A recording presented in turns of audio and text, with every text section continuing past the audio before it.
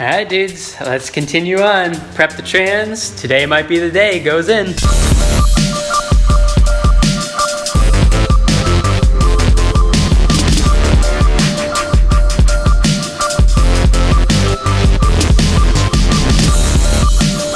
Here are the two transmissions. The one on the right is the CX that came out. The one on the left is the new one from the Del Sol, new one. What I have to do today, we'll look on this one here so you can see better. The throw out bearing right here, the circular piece going around, I need to change that. So that means the clutch fork and that throw out bearing needs to come off. And I'm gonna go ahead and replace it with a new bearing that I have. You guys see all my parts here? I put all my parts and labeled them so that way I know where they go back into bay. But so I have the new bearing here. National bearing, just an advanced auto parts piece, you know, 20 bucks, works fine. So I'm gonna be putting that guy in. We also need to dab some grease up on there. And let's see, I'm gonna be changing out the shift linkage. The EG shift linkage is apparently different than the Del Sol. One of our subscribers told me, so thank you very much. Saved me some headache when it got in the car and I found out it didn't fit. So I need to change that over. I'll be showing you that process. And then I'm really hoping that just goes smooth because we're gonna put the trans and I'm gonna try to get it back in there. But first I wanna show you guys our new stickers. If you haven't seen already, 4x4 refined movement vinyl sticker that you can pick up in our web store through our Etsy, where we have a link in our description box and at the end of all of our videos. I just need to find a place to go ahead and put this guy on the car. Maybe comment below and tell me where. At the transmissions, again, this is the old one, new one. You can see the shift linkages are different. Stand up here and you see how the one on the left has like that bend to it. The one on the right is more straight. So the one on the right is the original EG, and that's the one I'm gonna be going with. What I need to do is, back behind this little boot here that's on both of them, there's a little pin, and people call it the bitch pin.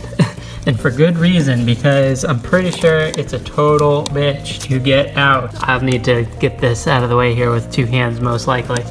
But I'll show you that pin, I'll be smashing that thing out. And then on the stabilizer rod here, it looks to be probably a 10, maybe a 12. That'll come out and this will drop. The boot is pushed back and there's this little clip here that you just need to take out. That guy can come out with the help of a screwdriver. Actually, I just moved it to the side there. You see that right on top there is the pin. Actually, yeah, this still does need to come out. So you gotta smash the pin through the whole thing. Struggle, struggle, there we go. So this little clip here comes out, and then we gotta smash that pin.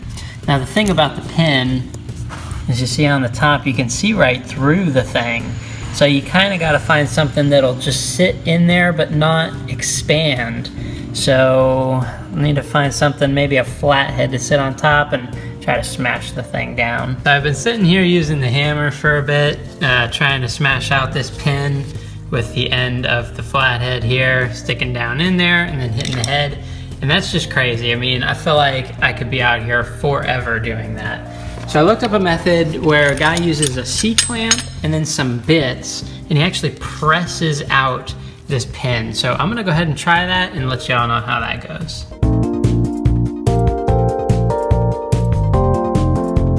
Oh my God, you guys. Okay, so I got it. I ended up using the hammer, the flathead, sitting on it, hitting it with the hammer. I used the vice grips to pull it out once it finally came free mostly. So a lot of different methods. Again, it's one of those things where it's like, man, you can get discouraged really easily, but just keep doing it. And I got it eventually, but I gotta do it again. One more time. And I don't know how in the hell I'm gonna put these things back in. Oh, and I also did use that C-clamp to get everything started.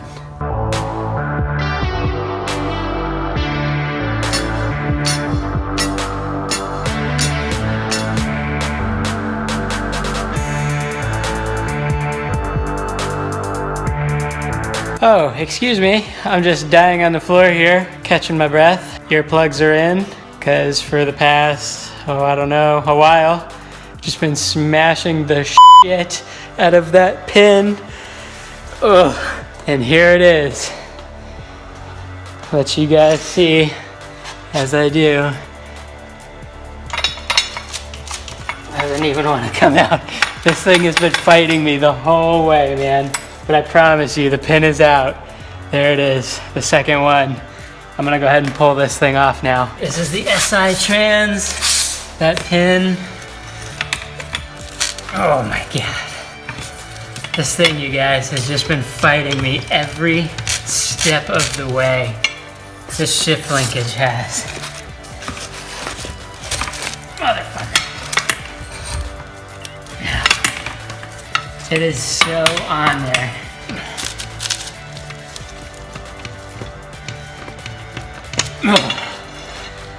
I win!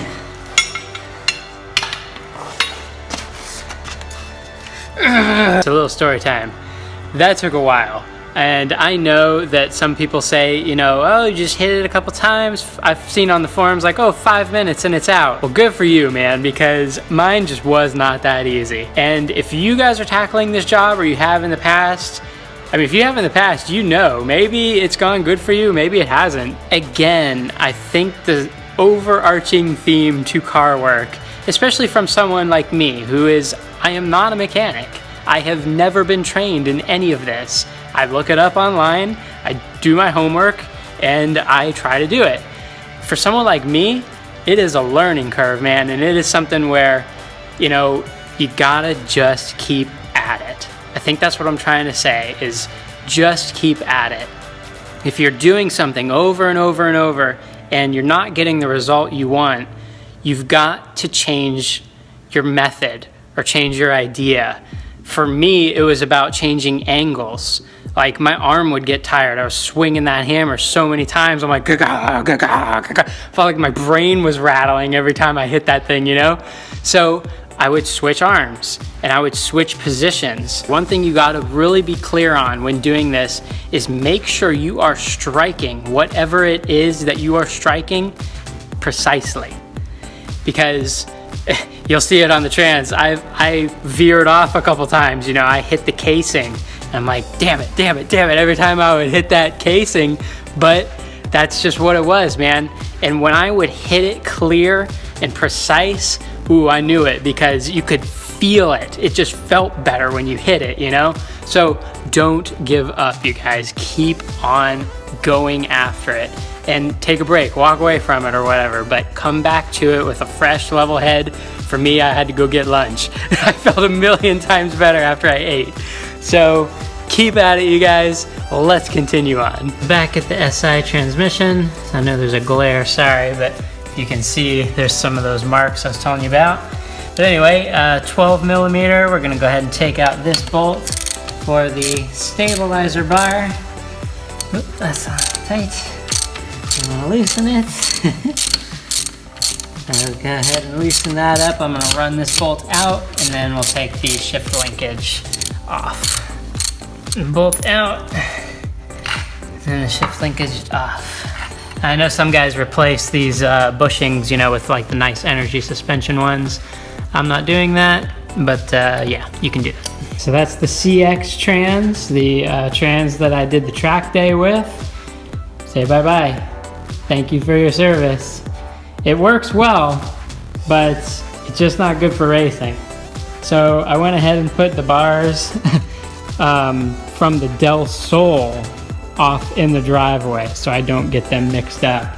These are the bars that came off the CX Trans that I'm gonna be bolting back up to the SI Trans. And I tell you, it almost makes me wanna cry having to put that pin back in that thing. I actually just had to do some detective work there because I wanted to see which way the shift linkage arm here is supposed to bolt up, because it's got this bend to it, and I was wondering if it goes like this or like this. But then looking in some of my prior videos, I noticed this yellow mark is facing this way on the Trans, so I'm gonna go ahead and bolt it up that way. This part absolutely sucks.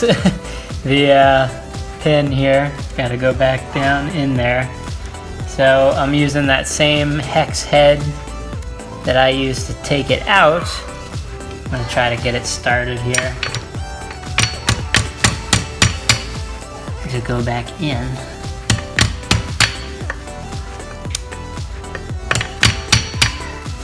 Oh boy. Alright, so I got the pin started.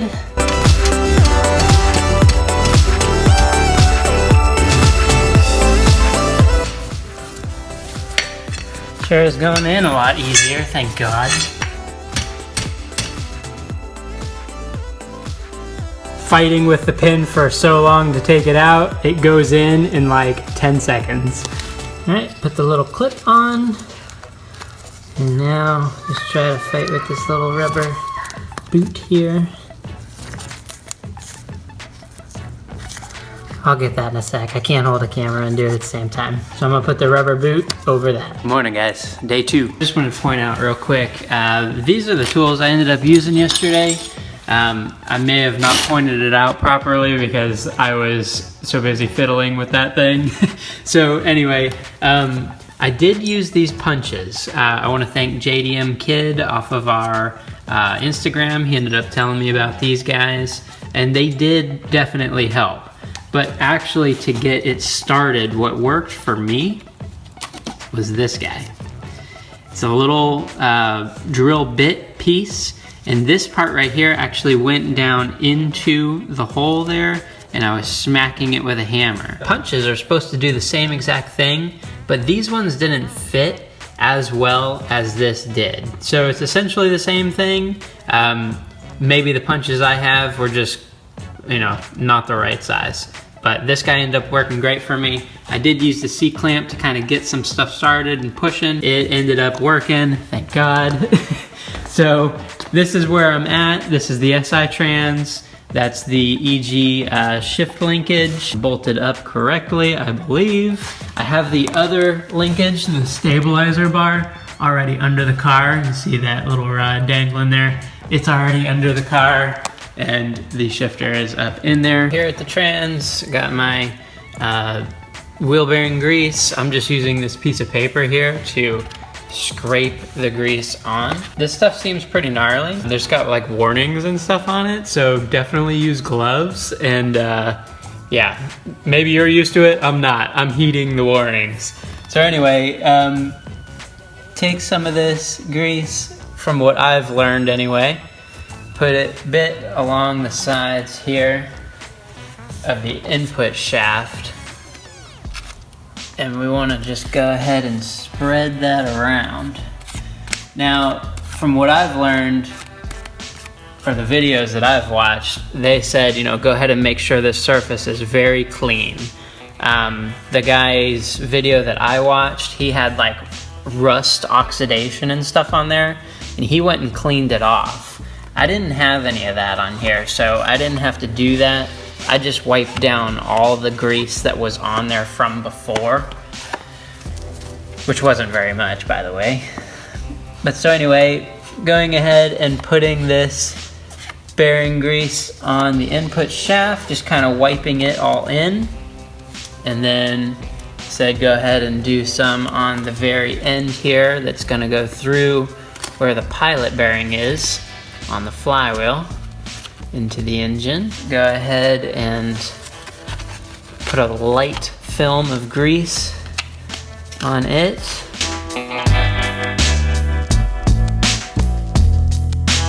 Next bit right here is the new throwout bearing that I got. This is a national bearing, just from Advanced Auto Parts, like 20 bucks. Take some of your grease, your wheel bearing grease, and actually apply it to the inside of this guy here. This little ring inside of the wheel bearing. All greased up. Just a thin film of grease on the inside there. And then we need to go ahead and take some of the grease and apply it around this little ball joint here. I don't know if it's a ball joint, but it's a ball. The clutch fork sits on this guy, and it needs to be greased up so that the clutch fork can go ahead and move freely when the clutch is engaged and disengaged. Okay. And the last part that we have to grease is our clutch fork. This guy here has the spring and the fork to it, sitting in there like this, back in there. And you see this little like dimple here, that's where the ball thing goes, so it pivots like this. Hope that makes sense, guys. But so anyway, in that little ball thing there, we want to take some more grease. And it looked like in the other dude's video that I watched, he had a pretty good dollop of grease there. Go ahead and put that down in the ball joint there, or the dimple, we'll call it. And so that is greased up. This is the spring that came out of it. I'm just kind of clean it up real quick here. Had some old grease on it. And then for the fork, what it looked like in the video is this side here. You see how it kind of bends real weird like that? It goes boop, boop. This part here goes down in the ball part. So just kind of squeeze these two together. You see there's holes on the sides here. So squeeze these together and then boop. There is a little hole down in here, and you need to make sure that this pin sits in this so it's coming out of that little hole in the front, and then the two butterfly things are coming out the sides here. So visually look at that. The pin needs to be sitting in the middle, and this ball joint that's in the trans, this ball, that needs to go in between those two gold points into that recessed area. And so this pin needs to be sitting properly for it to do that. And that kind of locks it in place. Like these little gold things here will hold this whole fork onto that. I really hope that makes sense. It made more sense when I actually went and physically did it. So I hope you all get it too. Now I'm gonna install clutch fork in the bearing. Now on the bearing, this side always goes towards the engine. So these little fangs right here on the back, the little grips, they are to grip the clutch fork, these two little points here. May seem pretty obvious, but just want to point that out, guys. So this guy here sits like this, like so, and we will install that guy there. Yeah, see the pin wants to freaking move every time you put it in there. Mine falls out anyway. Okay, now I got it. So this guy here, I really don't think you're gonna be able to see this, but the pin is sitting back in that little ball right there, and it's keeping this thing locked in.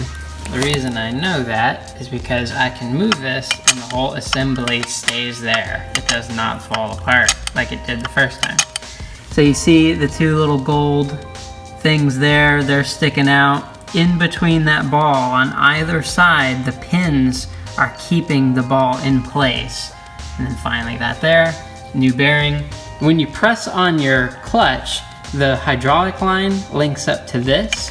It actually pushes back, which you see the bearing go forward. And then when you release, this goes back into place. And the last thing I'm gonna be doing here for this mother goes in the fill bolt right here. I'm gonna go ahead and break that free because it's gonna be a heck of a lot easier while it's out. I'm gonna use the gun, and I know the drain bolt is already good. I already broke that free. So let's hit this guy, 17 millimeter. Off nice and easy with the gun. I can't believe I'm getting ready to say this, but the trans is ready to go in. Now, really what I gotta do, make that sucker up. So I'm gonna be trying to use the jack. Gonna try to put that guy, the transmission on the jack, wheel it under there, hopefully, and then slowly jack it up into place and try my best to wiggle that guy on. Is it actually possible that it's getting ready to go in?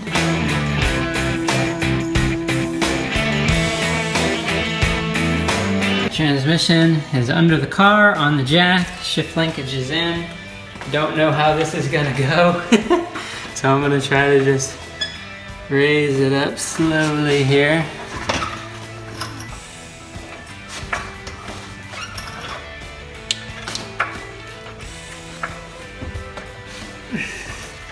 Yeah, this is definitely a balancing act here.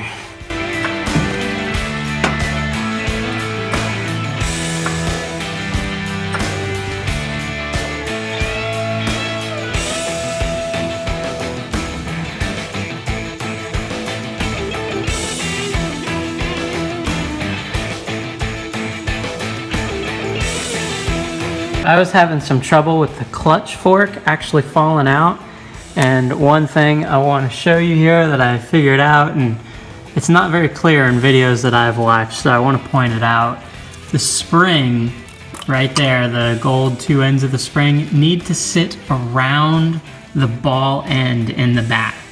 Now if you just go and push it in from the front, which is all the videos I've seen, it may not seat correctly. So you go ahead and put the clutch fork and the throwout bearing on as one piece.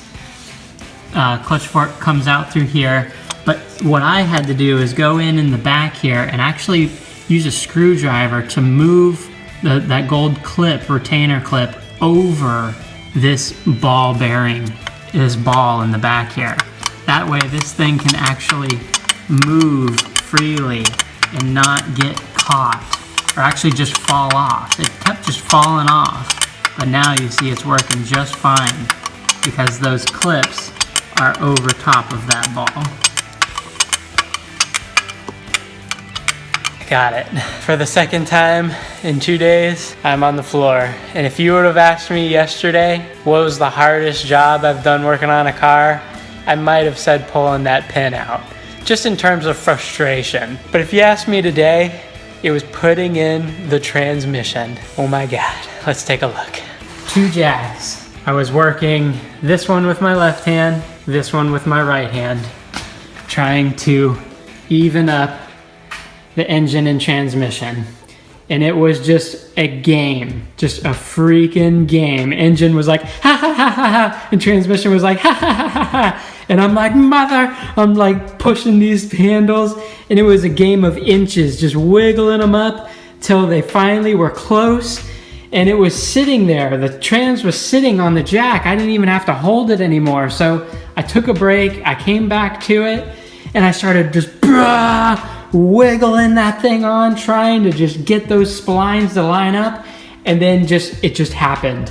Boom. Just like all of a sudden, it just click, and I was like,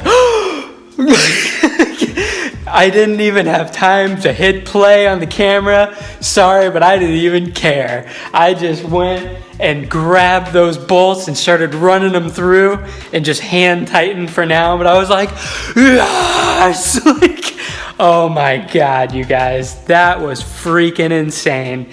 And thankfully the clutch fork stays on. It feels like it's good, so I hope to God that just works. It is possible to do this. It definitely is possible with a couple jacks and yourself. You need a lot of patience, and you need time, and you need to have the will to do it, because I'm telling you, man, if you do not have the will to do it, you're gonna give up quick. But that's what we do as car work guys, right? Like we enjoy the process, even though we're swearing and cursing at it the whole time.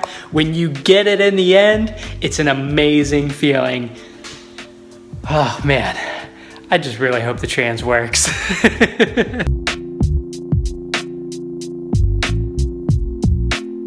Getting it all back together. Sorry I didn't really show you much of that. Figure you've seen it like how many times in the past couple episodes. So all the top is back together, airbox, distributor, all the wiring harness, all the obviously tranny mount and stuff like that. Trav is under here just finishing up the exhaust, that little downpipe piece. And then we're gonna start putting some fluids in and hopefully go for a test drive. All right guys, we're in the car, rolling in second here. We haven't gotten to third, don't get excited yet. Just rolling out of the neighborhood. I can already tell the revs are higher in second. It sounds like my car. It's more normal. Right. Or what we're used to anyway. And I'm in third now. So third is... You guys, this may have worked. That might be a little crazy to say, but this may have worked. We're out of the neighborhood. I'm gonna come around this turn here. We'll stop, and then I'll get on it. Should I try to row the gears first? Yeah, maybe go through all of them just to make sure they all work. Yeah. Well, we know up to fourth does. So that's fourth. It's almost like a little laggy when I just so low, dump the clutch. Yeah, it's too low. Fifth. Feels alright. I was telling Travis when we were coming out of the neighborhood, I can already tell it's different because normally coming out of my neighborhood in the CX transmission, I'd be at like maybe 1500 RPM in second the whole way.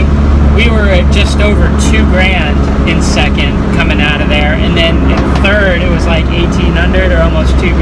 Right. So I can already feel it even at low speed, just the rev difference. So I'm gonna turn this guy around and we'll give it the beans. I'm heel toeing third, second. I'm heel toeing really nice in it. It feels really nice. I think you were good. I looked back before the turn. All right, guys, I'm gonna try to hit second this time. First, second, third, maybe fourth.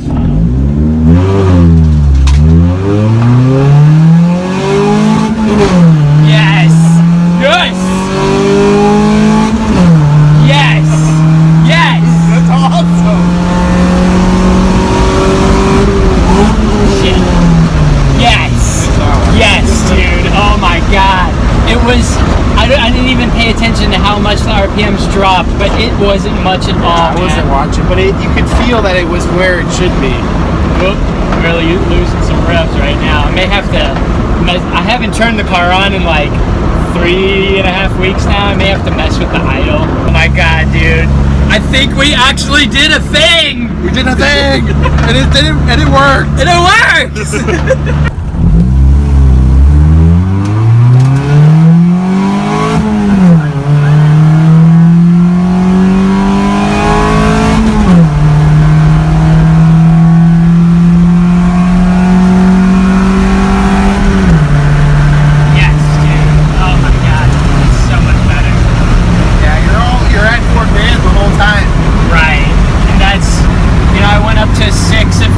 Then 65, so it can go up to 65 just fine. So what did it drop? 65 to what? I wasn't really watching it because I was trying to keep it steady, but okay. I think it wasn't going past 45 maybe? Right, it seemed like it was 65 to around about 45, whereas before I would go from 65 to 35. Right. So it's a full 1,000 RPM difference. Guys watching, it feels so much better. It feels so much more alive. If you have a DX Civic, I would liken it to that. But if you've never driven a CX, you don't know. You don't know. You don't know how bad it is. And the CX is so slow. And it felt broken the entire time you had it. Right, Trav kept saying it felt broken. And for me, out on track, it felt like I was driving a go-kart because it was one gear. Right. This, dude, my lap times are gonna fall so hard, even in this stock trail, just because of that, I feel. Wow. I'm so happy with this, you guys.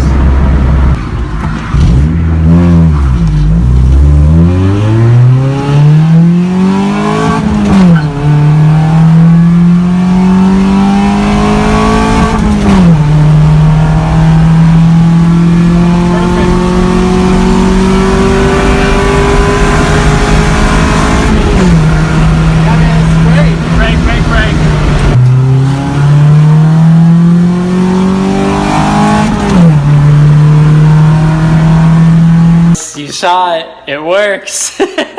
We did it, and it works. The whole time, half of me was expecting, just like, I don't know, this might all be for naught, and maybe it could still blow up. Obviously, that's still an option, but it's good. It's good to go. Race. Right. It is doing what it's supposed to do, and Travis and I were talking about it, and compared to a DX Civic, Like mine. right, like his coupe, this transmission really doesn't feel any different, but compared to the CX, it is worlds different. The RPMs are just there. When you shift, instead of dropping 3,000, 3,500 RPM like the CX was, this drops 2,000. We went from 6,500 down to 45, and it just felt, that's probably still a big drop. I get it, like as I'm thinking about that. In terms of race transmissions, that's a big drop. But again, from the CX to this, it is just so much better. It just feels like a normal engine. Before, when we were driving with the CX transmission, to me, I was like, what is wrong with this car? Something is not right. Like, and I couldn't ever figure it out. I thought something was actually broken. And now we know. Like now I know. It's just the transmission. It gives the engine character. It does. And you know, everyone always wants to talk about engines, and engines are great, but 140 horsepower is 140 horsepower no matter what you got. It's the transmission that gives it that character, like Trav said, and propels you forward. Puts the power to the road. And it really highlights how crappy my tires are right now, because we were like chirping them everywhere. It's gonna feel even better even if I put your Toyos on this thing, it would feel. Your tires, your S-Drives. My S-Drives. This thing would feel so much better just from that. Shit, man, we should do that now. I know, right? But also, I want to tell you guys too, that is what's coming next. Wheels and tires are coming for the EG, and it's going to be sick. So I hope you guys are looking forward to that as much as I am. That was a ton of work, and I'm not going to be doing anything next weekend on this thing. So we'll see what we have lined up coming for you guys, but stick around. We always appreciate you watching. Subscribe, like, comment. All of that stuff helps us. We need your help to keep this stuff going. It's true. So, and go to our website to get stickers. www.refine-movement.com. I'll put it right on the screen so you can read it with your eyeballs. $6 shipped for this sticker or this sticker. Yep. And you can get those and put them on your car and know that it is helping us to keep creating content for you guys. And send us a picture. If you get a sticker, send us a picture of it on your car or wherever you put it. Let us know, and we'll throw it up on Instagram or some other dumb place. So here it is, you guys. The EG as it sits for now. The trans is in, and we are out of here. Thanks for watching.